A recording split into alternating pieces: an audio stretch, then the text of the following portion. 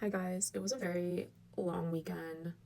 My mother came to visit and we had a lot of festivities and stuff, so I really flopped on putting together a newsletter. So I thought I would tell you guys a funny story. Really, it's not funny, it's actually quite embarrassing. Um, but I low-key almost got really scammed this weekend.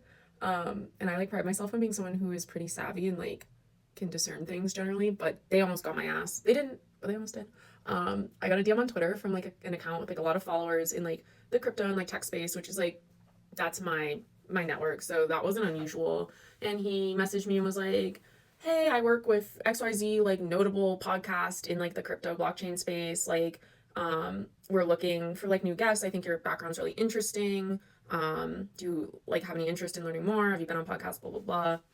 And his bio said he was whatever and whatever at XYZ company and had it tagged and stuff. And I was like, "Oh yeah, interested. I don't work directly in crypto, but I am on the internet a lot, and I think it would be interesting to talk about the X slash Twitter and internet culture around crypto and memes and stuff." And he was like, "Great, I think you'd be a great fit. It's gonna be a panel. It'll be pretty low pressure. Let me know when you're available."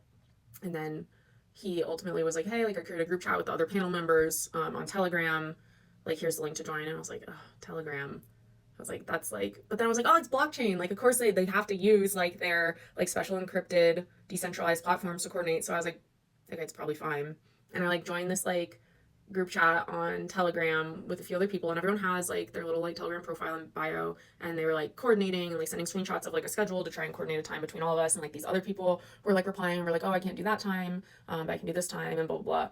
Anyways, it was very much on par for what it's to coordinate a webinar or a podcast, which I've done many times. So I was like, okay. And then I was like, "Oh, what are we gonna be recording on there?" We're WeChat, and I was like, no. I was like, WeChat, but then I was like, well, again, they want to use the platforms that are relevant to people in the space. I know that using those types of tools is much more standard in the blockchain space, because I don't know, they want to drink their own champagne or whatever. And so I was like, okay, WeChat. And then whatever, fast forward, and it's time to do the recording, and they're sending the link. They're like, "Hey, we're gonna send the link to join the recording. You won't have to download anything. You should be able to just join from the browser." And I was like, "Okay, great."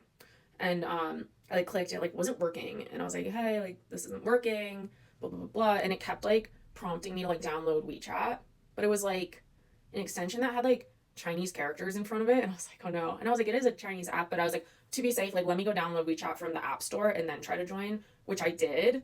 And so once I had WeChat installed fully on my computer, I then tried to click the link again, and it was still prompting to download the app. And I was like, "Oh, this is not related at all, and this is fully a scam." And they almost got my ass.